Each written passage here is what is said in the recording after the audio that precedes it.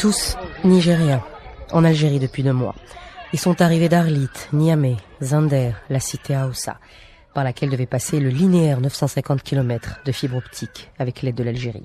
La route transsaharienne aussi, pour désenclaver la région. Trop long. L'exode de sa population a commencé. Sur la route, certains sont restés un peu à Tamanrasset avant de remonter vers le nord. D'autres arrivent directement du Niger. Ils ont posé leur tente ici, à Dar el-Beda.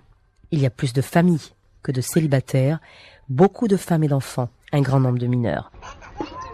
Pas d'eau, pas d'électricité, pas de sanitaire, des restes de poulets congelés, entassés, bout sous un soleil de plomb, dans la grande marmite qui sera servie à tous. La saleté est un euphémisme pour décrire cet énième camp improvisé à Alger, sur les bordures de la voie ferrée où jouent les enfants.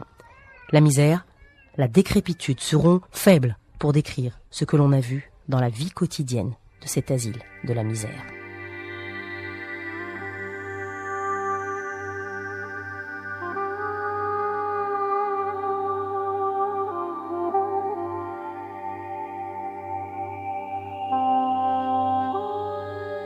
Combien ils sont ici? 120, 150 quoi. On ne sait pas. Bamuyaga irsingabe zankamarji kanno gono c'est yachi. Je ne peux pas savoir combien d'enfants qui sont ici.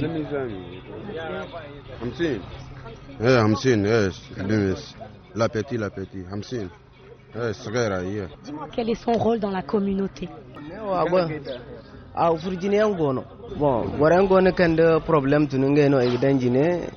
Il dit que ce n'est pas lui le responsable, mais il y a des responsables ici qui eux-mêmes ils ont choisi. Parce qu'ils disent que quand il y a une ou deux jusqu'à 6 personnes, c'est obligé qu'il prenne un responsable.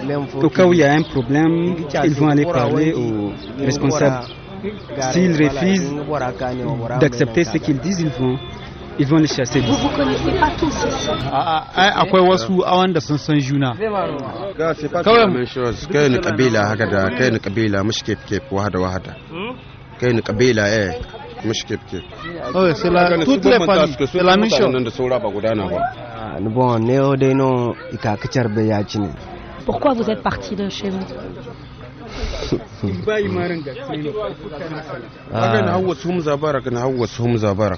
نهوس حالات برك نهوس هدمة ما نقدرش نهوس صدقة بالصحة أنا مش العيب فهمت وش قلت لك إيه نهوس همزة برك إيه ما كاش هدمة مسلمات كم عنديش ورقة ما تعطيك هدمة كان واحد يجيت هنا جرني 100,000 150 كان واحد يمشى يقول همزة برك بعد نراح.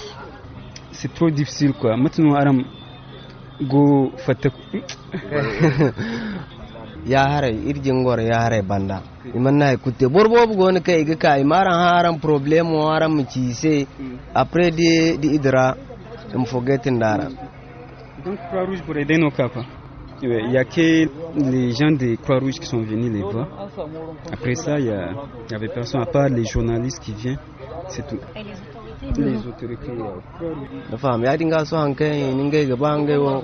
Ce qu'ils demandent de l'État, c'est de leur trouver un endroit stable pour dormir. Mais chaque fois les gens viennent, les journalistes comme vous venez chez eux, ils disent la même chose mais ils font rien. L'air désabusé Médine. Ils nous abritent sous un parapluie pour nous protéger de la chaleur. Entourés de jeunes, curieux, venus voir pourquoi nous étions là. Cette expérience n'est ni bonne ni mauvaise. Elle est juste à vivre, mais laisse à coup sûr des empreintes. Le quartier des Conors en est marqué. Il est implanté de l'autre côté de la voie ferrée au milieu des cités. C'est là qu'ils avaient planté leurs tentes. Les habitants qui avaient été très généreux voyaient leur nombre croître tous les jours. Effrayés, ils n'en veulent plus. L'incident de la mosquée a précipité leur départ. Pour l'autre versant de la route, aucune colère. Les migrants se disent responsables de cet incident et le racontent avec le sourire aux lèvres. Leurs femmes ont la grosse tête et elles ne vont pas écouter ce que les hommes disent.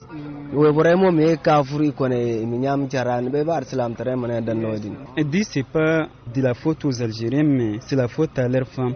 Au moment de la prière, les hommes et les femmes se retrouvent dans le même endroit, soit dans les toilettes, faire l'ablution ensemble, ça se fait pas. Les hommes ne veulent pas des femmes dans les toilettes. Ouais.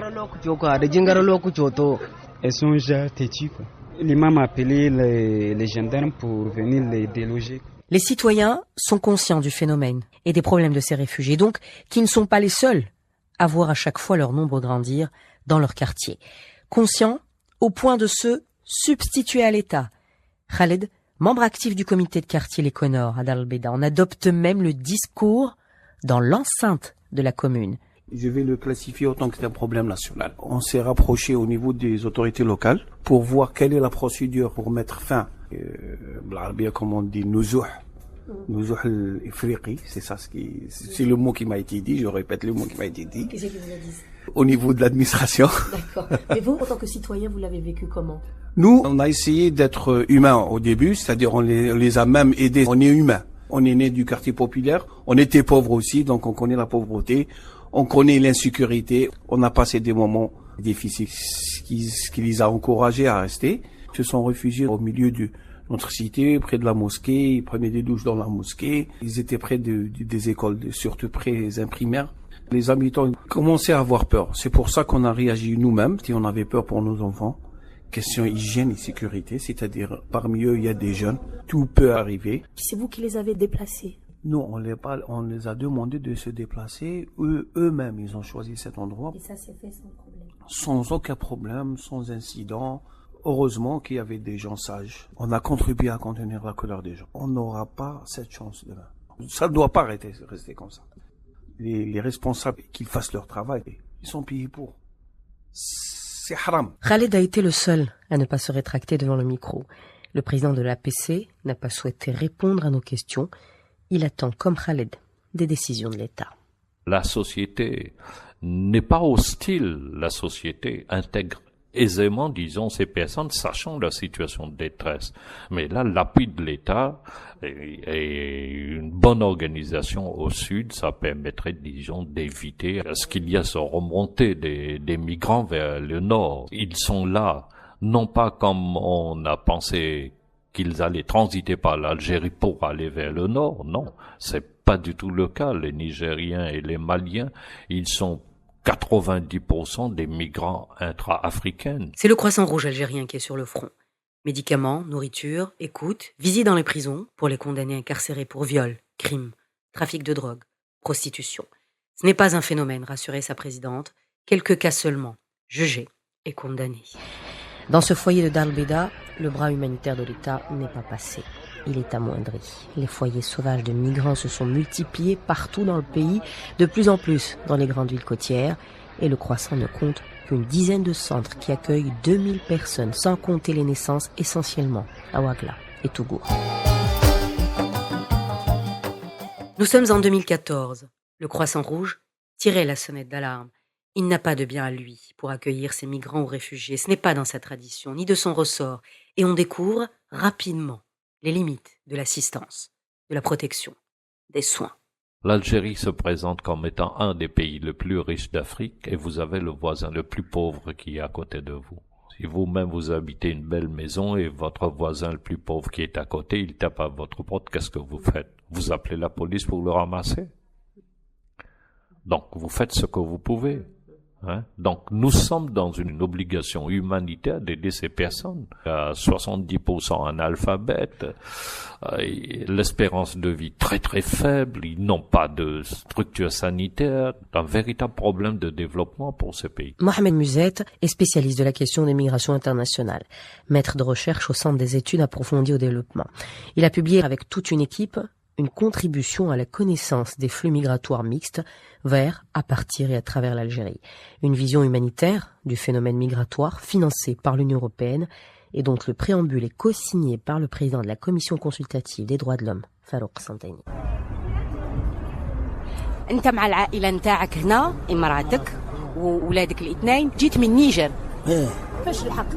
بالسياره نجي معه يخبط منه يخبط قرداية طلع يجي هبط بليدا يجي الأربعة هذاك يجي هنا من نفر بالكاميو طلع من الكاميو يجي هنا من تمرسة شحال عندك وانت في الجزائر ملي جيت من يتول 10 سنة ولا 15 هكا، لكن رجع النيجر نقعد تم 2 سنة ولا 3 سنة هكا، نرجع هذيك مرة أنا ولا ولادي أنا نحوس على ماكلة شوية برك شوية، هذاك منا ماكلة أنا نروح ما يطول عليه، هذاك ما هو 2 شهر ولا 3 شهر إن شاء الله ونرجع. ما هي نيجر. والمشكل تاع في النيجر نتاع الارهاب هاودي كاينه شويه ما هوش ياسر، كاينه تاع ماكله برك ماكله لما هذا كاينه واحده ثانيه، كاينه واحده ثانيه ما كاش. كي تخرج من النيجر لتمن راسه تعاود ترجع للنيجر ما عندكش مشكل؟ والله ما كانش مشكله كا. ما يخاف والو، تمشي لورما ما كانش مشاكل مع حكومتهم والو لورما. انا نحوس على ماكله برك، كن لقيت ماكله نرجع ما يحضرني هلتي حتى واحد، ما نعرف الناس هذاك منه. لا حوس على ماكله يعطيني ماكله في سبيل الله، هذاك هو يعطي الناس ما يحقر على الناس ما نحقر عليهم. Les Nigériens, ils reconnaissent dans la presse, dans des réunions avec les ONG qui ont fait des campagnes. Vous faites honte au Nigeria. Les mosquées ont fait des prêches pour leur dire, écoute, restez. J'ai vu des comptes rendus où des personnes disent, mais non, nous, on est parti pour 3 mois, on avait des dettes, on a pu récolter suffisamment de l'argent, maintenant on a réglé notre problème.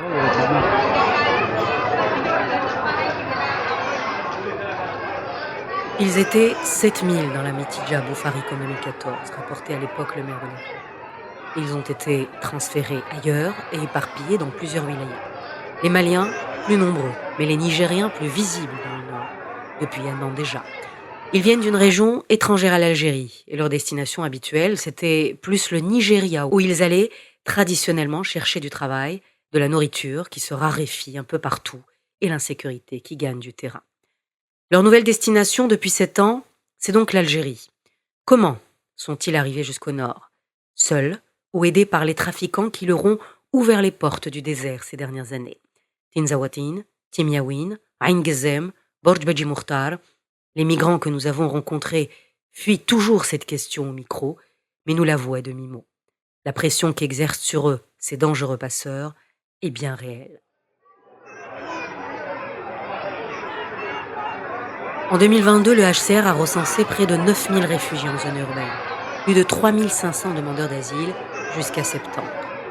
Ils étaient 70 à 80 000 déplacés en Algérie en 2014, toutes nationalités confondues, selon le CREAD, qui se basait sur des approximations. Ils sont toujours très mobiles, et c'est dans leur tradition.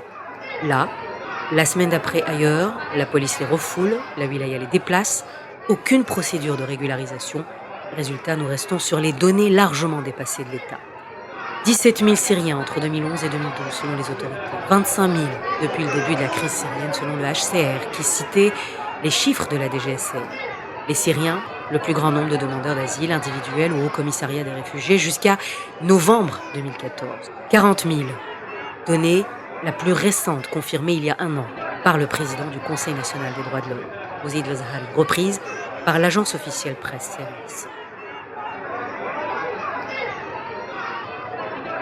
Les événements au Mali ont précipité également des milliers de personnes hors de ses frontières.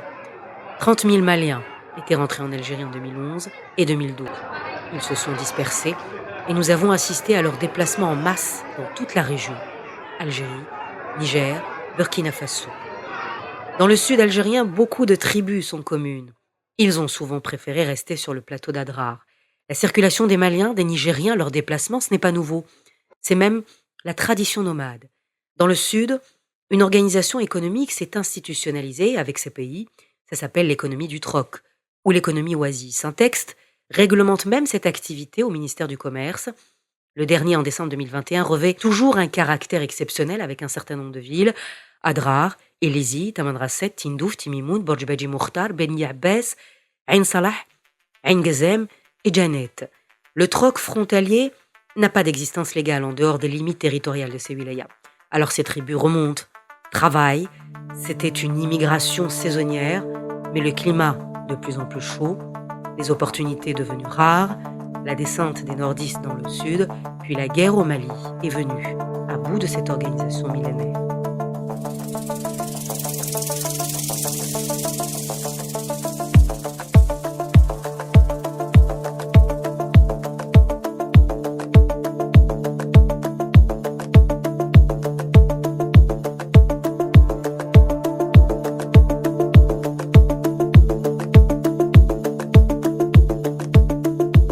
Le flux migratoire est mixte en Algérie. Le CREAD avait recensé une quarantaine de nationalités, notamment dans le sud, en situation irrégulière. Et l'Algérie devenait déjà en 2014 une destination indépendamment des conflits armés. Écoutez Sabrina Amirat, administratrice, assistante de protection au commissariat des Nations Unies pour les réfugiés. Ses propos sont d'actualité. Hormis ces chiffres, le plus frappant, le nombre des réfugiés qui, lui, a presque sextuplé. Les chiffres des personnes qui ont approché notre bureau. Au jour d'aujourd'hui, nous avons à peu près 4561 personnes qui sont demanderesses d'asile et près de 123 réfugiés. Depuis la crise en Syrie, les Syriens constituent le gros du nombre de demandes d'asile pour les Syriens, tout comme pour les Maliens. Le gouvernement algérien a fait savoir que ces populations étaient protégées par le gouvernement et que c'était le gouvernement qui les prenait en charge. Nous avons des Ivoiriens, des Congolais, des Camerounais, des Nigériens, des Irakiens, des Palestiniens, des Afghans, une composition très diverse en fait. Depuis quelques années, c'est une région qui devient une région de destination et l'Algérie en fait partie. 90% de cette immigration est intra-africaine. Par la grâce de la guerre au Mali, combien d'entre eux le sont-ils devenus ? Les accords de libre circulation entre l'Algérie et le Mali, la crise sécuritaire dans le Nord, ont encouragé plus d'un à emprunter des canaux irréguliers. Combien de vrais faux passeports ont circulé et circulent encore ? L'entrée et sortie est problématique. Les statistiques frontières sont peu fiables. Il faudrait une observation permanente en temps réel pour leur identification. L'outil n'existe pas encore. Le profil de ces migrants a changé.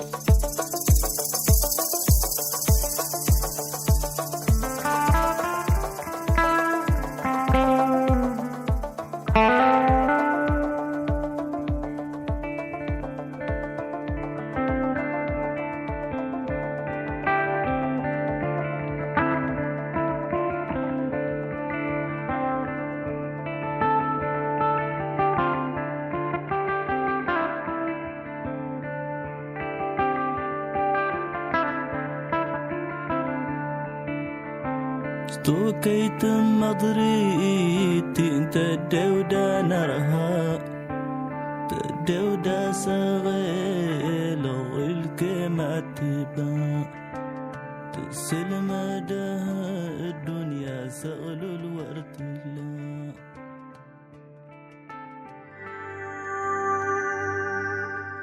Abdoulaye, originaire de Gao. Lorsque les groupes armés ont pris le contrôle de sa région, il était parti avec son club de football au Niger pour jouer un match. À son retour, Gao avait été déserté, sa maison vide, sa famille disparue. Elle a dû fuir les combats, mais pas seulement. Abdoulaye s'est retrouvé face à ses soldats, les rebelles Touaregs contre le régime de Bamako, des paramilitaires, des indépendantistes, des terroristes du Mujao, de Ansar al-Sharia, de Al-Qaïda. Au plus fort de cette crise, il était impossible de les identifier. Mais Abdoulaye les connaissait. Des voisins, pour beaucoup, racontent-ils, du bout des lèvres, en manque d'effectifs, combien de jeunes ont été enrôlés dans la crise malienne. Terrorisé, j'ai l'impression qu'il ne dit pas tout. Il refuse d'être enregistré. C'est lui qui nous a servi d'interprète avec les Nigériens pour comprendre le Zarma, le dialecte nigérien né à Gao selon notre intermédiaire. Dans le sud, des Algériens le parlent, comme le Hausa, mais ne sont pas outillés. Les Maliens et Nigériens qui ne parlent pas l'arabe ne peuvent pas être scolarisés.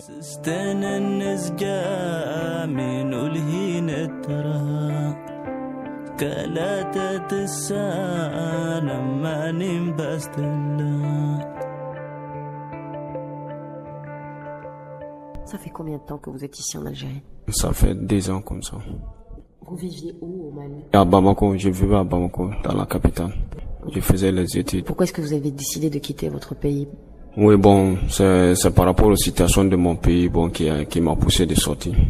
C'était avant le coup d'État? Quand le coup d'État a été fait, j'étais au niveau de camp commando de Bruges. Moi, j'habitais à côté là-bas. Il y avait de certaines conflits entre les deux armées, les Bruges et puis les Brevets. Donc, il y avait des coups de feu et puis ils ont commencé à déborder. J'avais peur, c'est pour ça.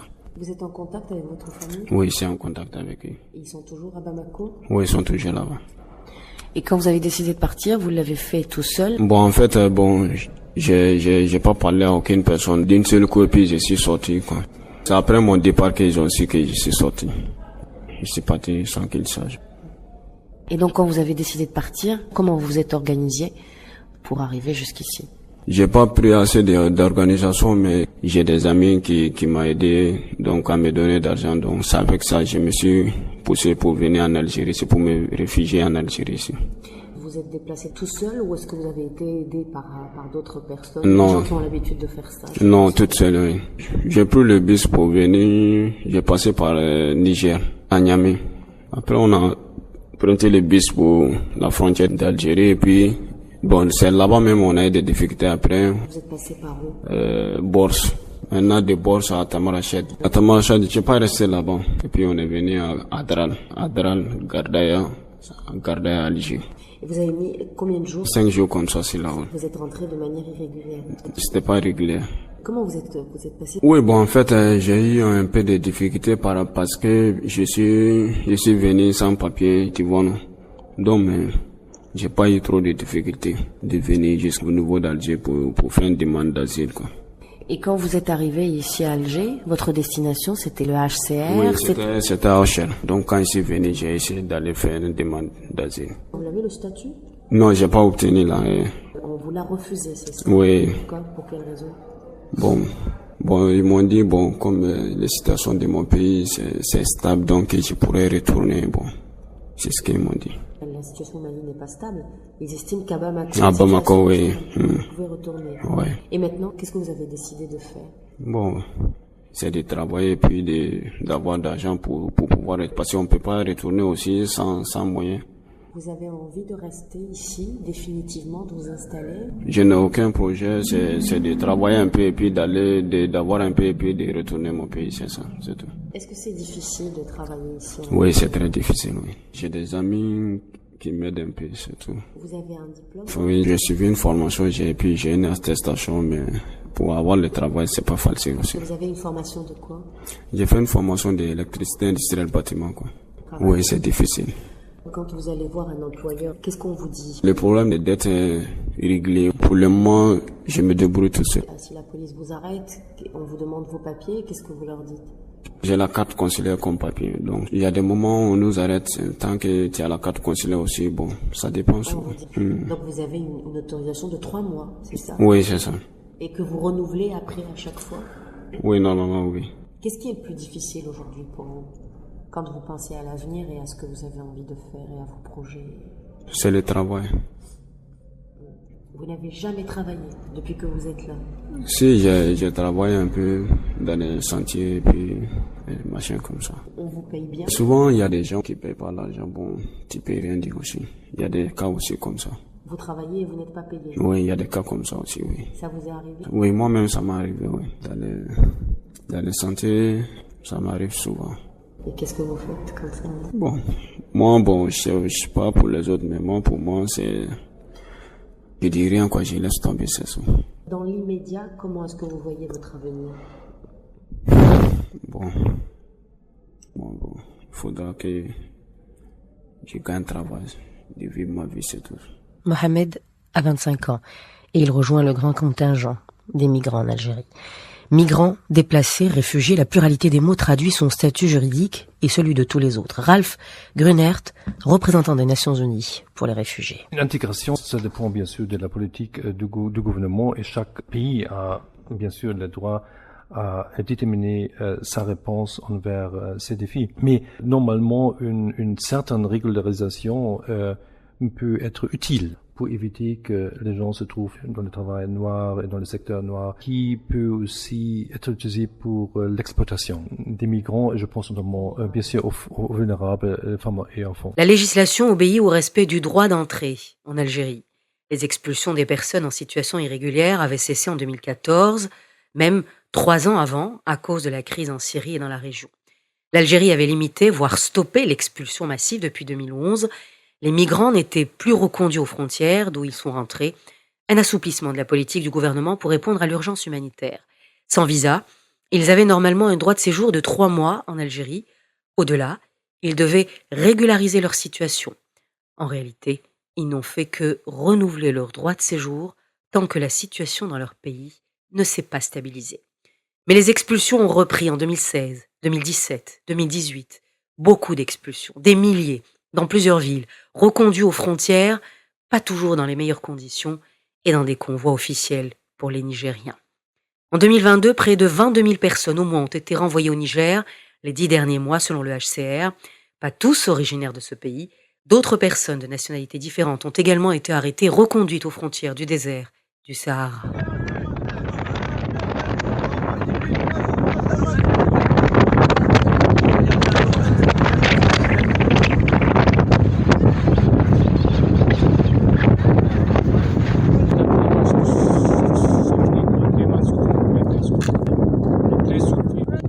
Les témoignages accablants diffusés sur les réseaux sociaux repris par les médias étrangers, notamment la RTT du Niger, témoignent de la grande vulnérabilité de ces migrants. Certains sont des demandeurs d'asile et des réfugiés. De janvier à mi-septembre 2022, 140 ont été arrêtés ou expulsés.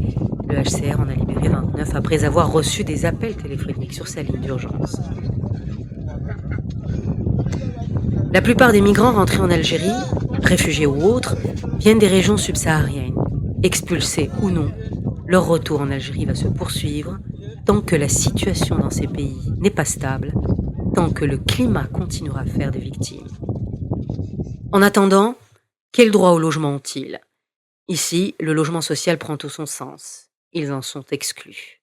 Au travail, ils sont une main-d'œuvre importante. La presse avait rapporté en 2014 la décision de l'État de les employer dans le bâtiment.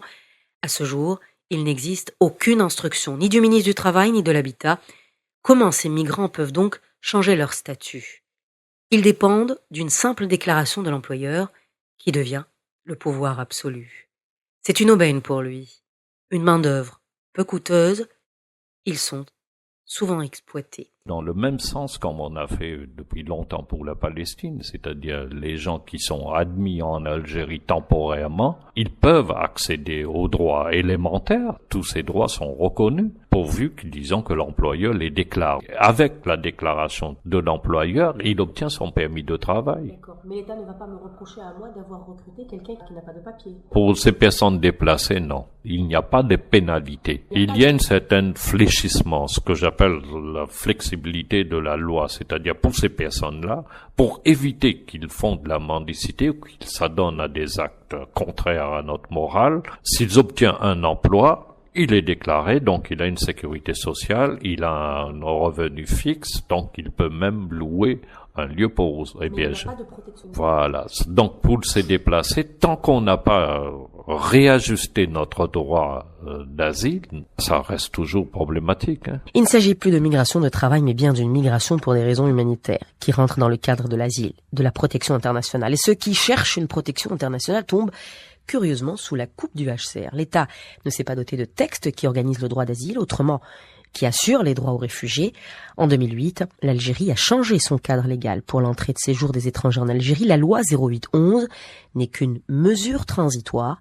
Elle ne prend pas en compte toutes les réalités migratoires. Ce qui manque à l'Algérie, c'est la prise en charge de cette période, c'est-à-dire avant qu'il obtienne le statut. Pour obtenir le statut, il y a toute une enquête, un protocole qui est mis en place, aller même dans son pays pour vérifier, authentifier exactement si la personne se trouve réellement en danger.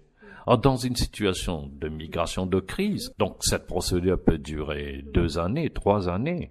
En attendant, c'est cette période, disons, de transition entre sa demande, sa requête pour obtenir l'asile politique et ensuite son statut établi. On devait réactualiser notre législation, mais ça m'étonne que tout de suite pourrait sortir un texte qui plairait à tout le monde. Il faut donc un cadre bien défini pour protéger ces migrants. Une loi liée à l'asile. Le gouvernement a partagé un avant-projet de loi d'asile avec le HCR en 2012. Depuis, rien. Quel est ce statut d'asile sur lequel tout le monde tomberait d'accord finalement ? Il y a peut-être des réponses différentes pour les migrants et réfugiés. Il ne faut pas mélanger. Parmi les migrants peuvent être des réfugiés et ces statuts nécessitent une étude approfondie de leur dossier individuel. Jusque maintenant, le HCR fait cette étude approfondie des dossiers des demandeurs d'asile. J'espère, après l'adoption d'une loi sur l'asile et la migration, c'est le gouvernement qui peut faire ce travail. Et là, cette loi peut aussi établir une structure qui peut s'occuper des demandeurs d'asile. Le HCR est donc la seule structure qui accueille actuellement ce flux. Entre 250 et 300 demandeurs d'asile par mois en 2014. Il observe une baisse de 40% en 2020 à cause de la pandémie Covid-19. La tendance à la hausse reprend ces derniers mois. De janvier à avril 2022, 1024 demandeurs d'asile vivant en zone urbaine ont été enregistrés. Le HCR a reçu plus de 1000 nouvelles demandes. Et cette tendance devrait se poursuivre dans les années à venir, notamment avec une augmentation des mouvements mixtes, observe le Haut-Commissariat aux réfugiés. Au 18 avril cette année, 11 500 réfugiés demandeurs d'asile ont été recensés. Le HCR à Alger n'est pas dans ses prérogatives. L'immigration, c'est l'affaire de l'État. En premier lieu, la protection humanitaire. Ce qui est demandé à l'Algérie, ce n'est pas de fixer ces migrants en Algérie. Très peu de pays acceptent de le faire d'ailleurs, même quand ils ont le statut de réfugiés. Ce qui est demandé au gouvernement, c'est de répondre à des situations qui peuvent être très graves, comme l'arrivée d'enfants non accompagnés. En 2014, le HCR en avait enregistré 70 entre juillet et novembre, victimes souvent des trafiquants des migrants. Des Maliens, mais pas seulement, une bonne partie vient d'Afrique de l'Ouest. Ce sont des enfants qui ont utilisé les mêmes voies migratoires que les adultes, donc avec tous les dangers que peuvent comporter en fait les trajets migratoires irréguliers. Là, on parle d'enfants séparés, donc on a des enfants qui sont vraiment livrés à eux-mêmes. Ces enfants non accompagnés ne sont pas tous réfugiés, mais du fait de leur vulnérabilité, il est aujourd'hui impératif de leur apporter en fait un véritable encadrement. Un enfant non accompagné, c'est un enfant qui n'a aucun adulte pour le protéger. La prise en charge des mineurs, quelquefois à l'âge de 12 ans, c'est un défi pour l'HCR. Nous n'avons pas vraiment des structures ici pour s'occuper des enfants. Quelquefois, on a besoin de psychologues spécialisés pour le traitement des enfants et l'HCR n'est pas ça ici. C'est des gens qui ont passé des situations difficiles là où ils viennent. C'est dommage, c'est compliqué un peu, mais je sais pas comment. Je dis pas de prendre tous les migrants, mais quand même ceux qui ont le plus besoin, parce qu'on peut savoir dans tous ceux qui sont là, qui est en difficulté vraiment, qui ne peut pas s'en sortir. La police qui prend un enfant, par exemple, de 12 ans, qu'est-ce que cet enfant, il a quoi? Il doit avoir une carte d'identité ou bien on enferme par exemple un enfant de 12 ans qu'on met en prison? Ça arrive? Oui, ça arrive plusieurs fois. Pas comment je peux appeler ça. C'est trop compliqué. Il y a des enfants qu'on prend, qu'on fait garder pendant 2 semaines. Après, on les envoie dans des centres, que nous, on ne connaît pas.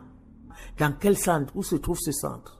Vous êtes allé les chercher après? On ne les retrouve pas. On ne retrouve pas ces enfants. Parce qu'on attend qui sont passés ici, par exemple, il est sorti, on l'a arrêté, on dit qu'on l'a arrêté. Bon, après, quand tu vas à la police demander là où, dans quel commissariat on l'a arrêté, on dit on les a envoyés dans une centre je sais pas, centre de formation ou centre de quoi, je sais pas, des mineurs. Donc, mais après, on n'arrive pas à les retrouver. Et vous n'avez pas d'interlocuteur? Non, on n'a pas d'interlocuteur. Sans papier, c'est le problème le primordial, le problème des papiers. Ils sont à la recherche de quelque chose. C'est pas des malfaiteurs, non. C'est des gens qui sont à la recherche du bien-être, d'une aide. La priorité de ces enfants, c'est quoi? De les voir pouvoir s'en sortir. De les aider à devenir des enfants, des personnes aussi demain qui peuvent être utiles à la société.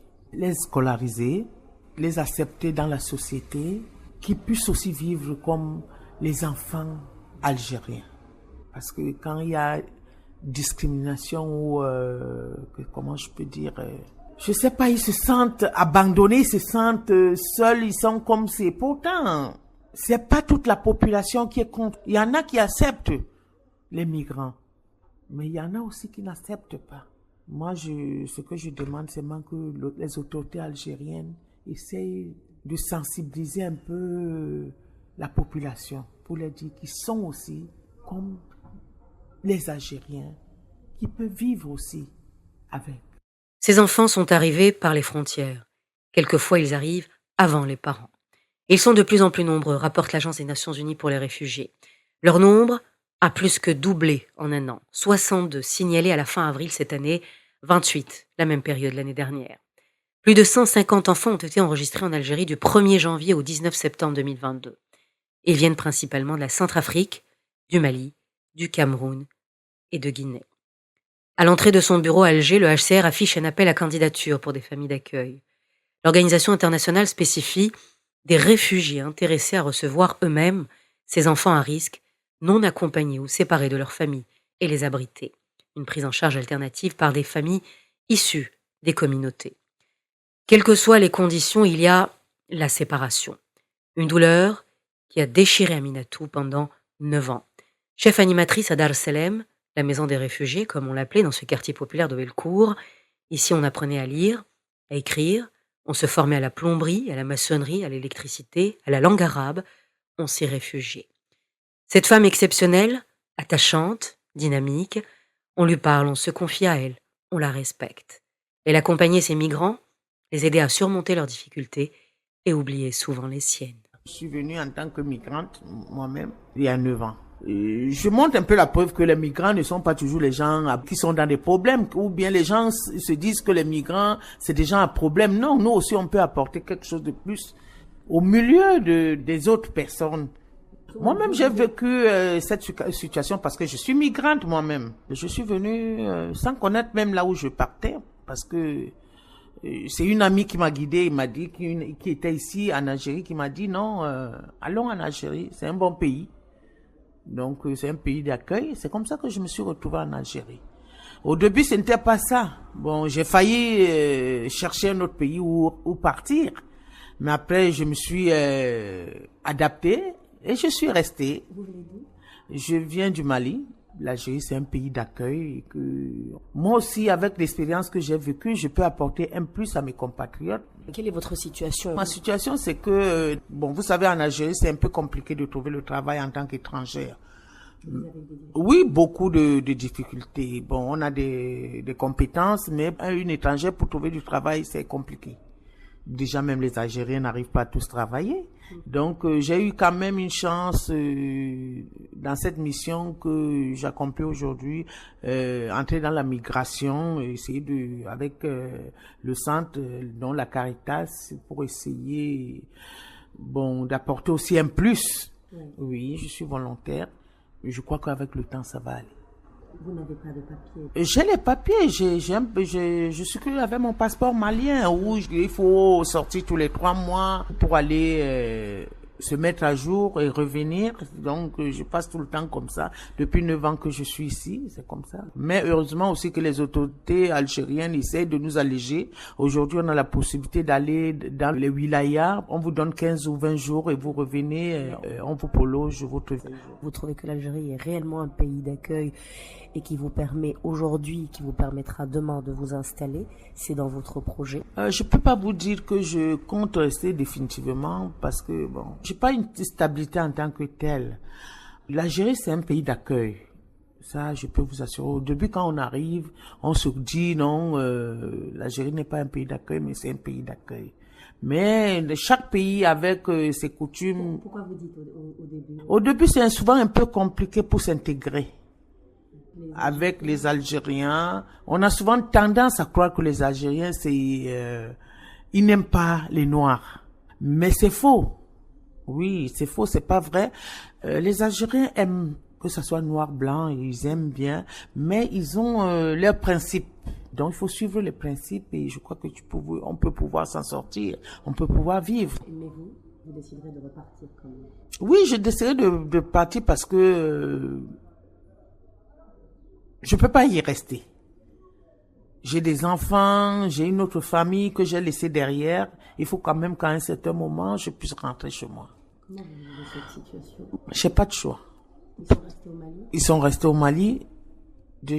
Déjà, la distance. Et il faut payer un billet d'avion. Les frontières aujourd'hui étant fermées, il faut se battre pour avoir un billet d'avion pour aller jusqu'au Mali, pour voir sa famille et puis revenir. Ils sont grands, vos enfants? Ils sont 3. 19, 16 et 11 ans. Et ça fait 9 ans? 9 ans que ça dure, oui. Donc, il faut quand même qu'un jour je puisse rentrer et me retrouver avec eux. Est-ce que pendant ces 9 ans, vous êtes fait une situation qui vous permette de reconstruire ou de rentrer chez vous? C'est compliqué de mettre de l'argent de côté parce que vous arrivez, vous n'avez pas de loyer, il faut payer un loyer, il faut manger, il faut penser à la famille qui est derrière et les enfants, il faut payer la scolarité. Si c'est très difficile pour un étranger, par exemple comme nous qui n'avions pas un travail fixe, c'est très difficile.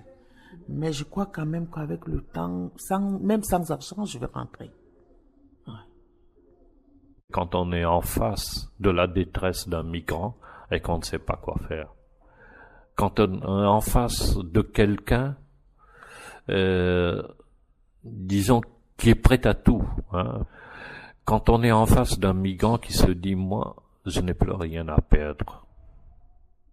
C'est-à-dire quand un migrant est arrivé à ce niveau de détresse, où il n'a rien à perdre, autrement dit, il peut se faire tuer, il peut voler, il peut faire n'importe quoi. Vous savez, à ce seuil de détresse, il n'y a plus de valeur qui compte. Cette situation est pénible pour moi. On a tenté de faire une réparation psychologique de ces personnes, les accueillir, discuter avec eux, les tranquilliser, les stabiliser. Ça, c'est un travail institutionnel que l'État devait prendre en charge. C'est pas de la recherche, c'est pas mon rôle de venir en aide. J'observe une certaine réalité, mais à un moment donné, j'ai besoin de l'institution pour prendre le relais. Et ce qui est plus dur, vous vous trouvez entre deux feux. La police vous dit que vous êtes en train d'encourager la migration irrégulière. De l'autre côté, les trafiquants aussi vous dites, écoute, ça c'est mon produit, c'est mon gagne-pain, là tu es en train de casser ça. Heureusement, jusqu'à présent, si on a été arrêté de temps en temps par la police, nos enquêteurs arrêtés, ou bien les trafiquants nous menacent, on trouve toujours les moyens pour sauver ce qu'on peut sauver. Saïd Musette fait ce qu'il peut. Le Croissant Rouge fait ce qu'il peut. Le HCR fait ce qu'il peut. Khaled et ses voisins font ce qu'ils peuvent, tout comme Abdoulaye et Aminatou. Ils font ce qu'ils peuvent. Aminatou fait ce qu'elle peut avec l'autre catégorie vulnérable des migrants, les femmes. Elles ont chacune leur histoire, mais il y en a au moins une en commun qu'elles ne partagent pas en général. Combien d'entre elles se sont confiées à Aminatou? Elle n'en retient que le meilleur. Fière, elle sort du tiroir une pile de dossiers de candidature de femmes qui ont trouvé du travail et d'autres qui postulent. Au début, les femmes migrantes étaient obligées, par exemple, de vivre avec les autres migrants, des hommes où parfois ils étaient maltraités et autres, elles étaient violées et consorts. Donc, on a essayé de faire une petite demande pour pouvoir faire travailler les femmes migrantes du sud-saharienne. Donc, Dieu merci, ça a donné. On a mis les demandes d'emploi dans Alger Accueil des femmes migrantes sud-sahariennes où nous, on fait travailler, on place des femmes migrantes dans des foyers. Au début, c'était ça n'a pas été facile parce qu'avant, c'était les expatriés, les femmes expatriées, les couples expatriés. Mais aujourd'hui, je suis contente parce que ces femmes aujourd'hui travaillent avec des femmes. On les place dans des familles algériennes qui travaillent, qui gagnent leur petit pain, elles font le ménage, elles gardent des enfants, ainsi de suite. Donc, elles peuvent s'en sortir aujourd'hui. Déjà, ça fait un plus. Aujourd'hui, la femme migrante, elle peut travailler, faire le ménage quelque part, elle gagne son petit argent où elle peut payer son loyer, elle peut payer de quoi manger, garder ses enfants, et scolariser son enfant. On a déjà placé environ 50 femmes dans des familles algériennes qui travaillent, qui font le ménage, qui font garder les enfants. Aujourd'hui, ça a pris l'ampleur de bouche à oreille et on demande et puis on place celles qui n'ont pas du travail.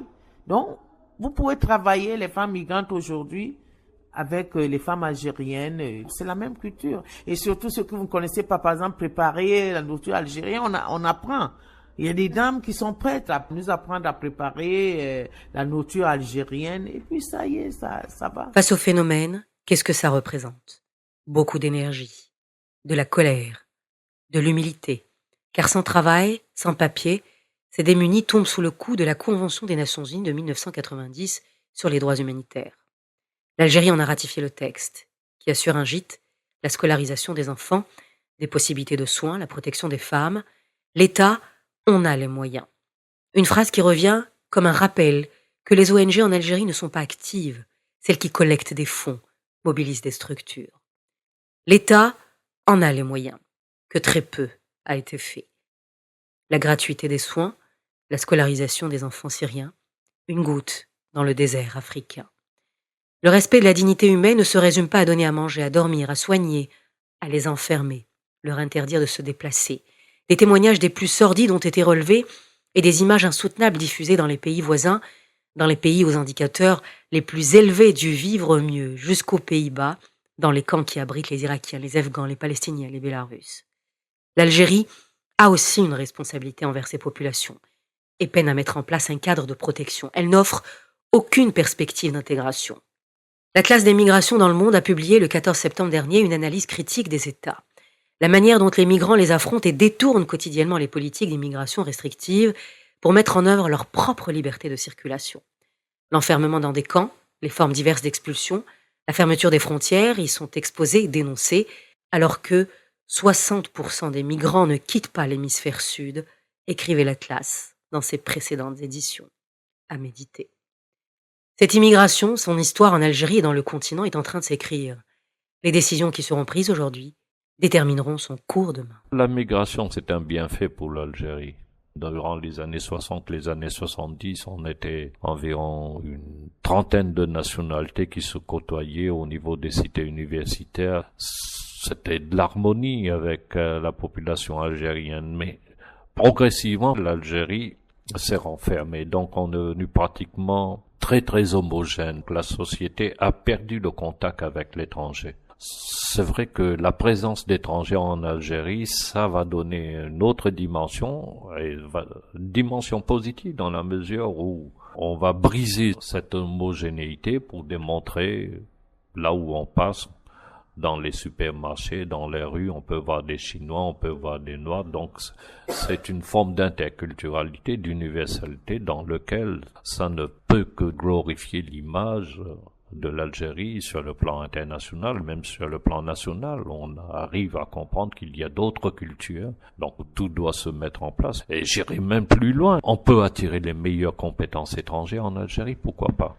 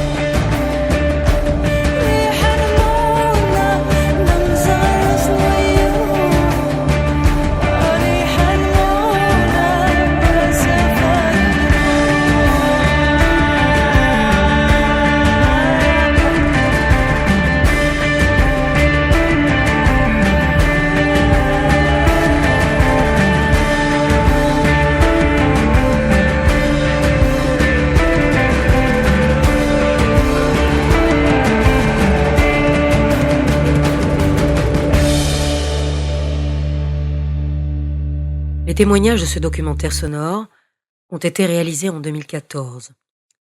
Ne comptez pas, ça fait 8 ans. Dar Salem est fermé.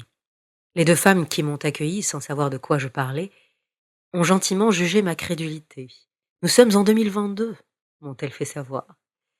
Comment expliquer à ces 2 religieuses qu'en Algérie, les vies sont comme les croyances, figées, que rien ne change, ou presque, sauf sa population. Ousmane, Hassan, Bakari et Adama ont remplacé Abdullah, Mohamed, Aminatou. Les expulsions continuent. L'OIM organise les retours pour le compte de l'État avec le Croissant Rouge algérien. Les migrants de transit sont moins nombreux, bloqués par la frontière, fermée avec le Maroc, et font de l'Algérie une destination. La mendicité partout, au grand jour, défiant l'État. Elle n'est pas clandestine, elle est bien organisée. Les enfants sont sur les autoroutes, les voies ferrées, en danger. La démission totale des autorités, des brigades des mineurs, des juges des mineurs et même des institutions internationales a des conséquences parfois irréparables et les expose chaque jour à des risques d'abus, de violence et d'exploitation. Changer la situation des mineurs reste le plus grand défi à relever. Enfin, le CREAD va publier en décembre prochain une étude sur les travailleurs étrangers dans 5 wilayas côtières. 64 nationalités, la majorité des subsahariens. C'est une migration ouverte, bien organisée, affirme le Centre de recherche en économie appliquée pour le développement. Elle n'est pas clandestine, mais elle reste toujours une expérience individuelle, douloureuse pour celui qui la vit, riche en enseignements pour l'Algérie qui l'a subie. Un grand soleil noir tourne sur la vallée, cheminée muette, portail verrouillé, wagons immobiles, tours abandonnées, plus de flammes oranges dans le ciel mouillé. On dirait la nuit, de vieux châteaux forts, bouffés par les ronces, le gel et la mort. Un grand vent glacial fait grincer les dents, monstre de métal qui va dérivant. Je voudrais travailler encore, forger l'acier rouge avec mes mains d'or. travailler encore, acier rouge et mains d'or. J'ai passé ma vie là, dans ce habit noir, mes poumons, mon sang et mes colères noires. Horizon barré là, les soleils très rares, comme une tranchée rouge saignée sur l'espoir.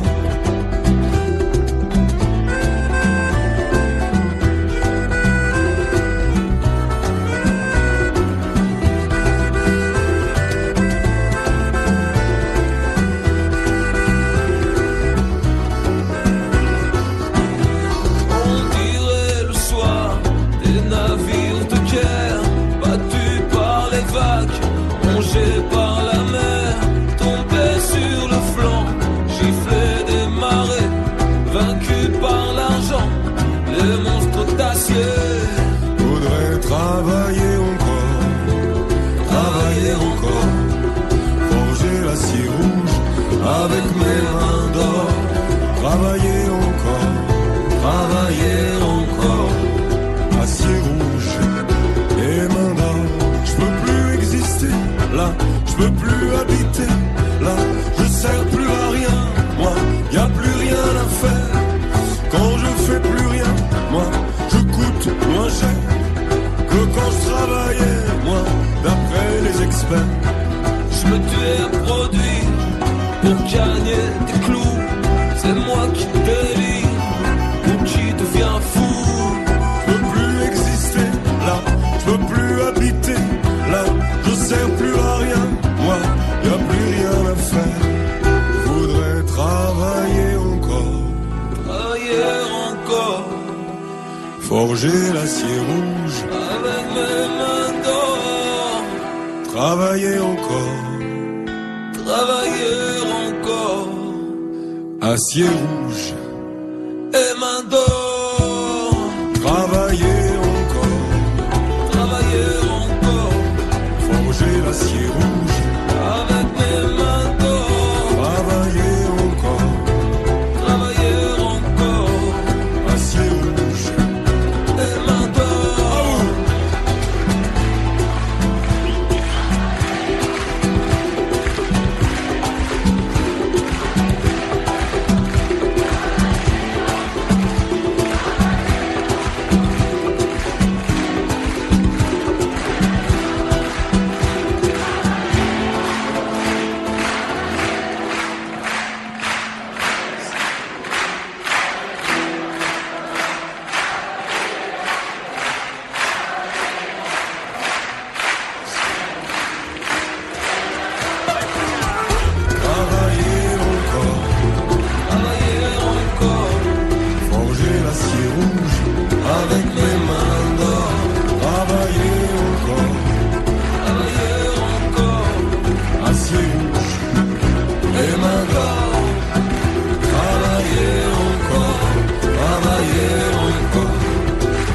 L'acier rouge avec mes mains d'or, travailler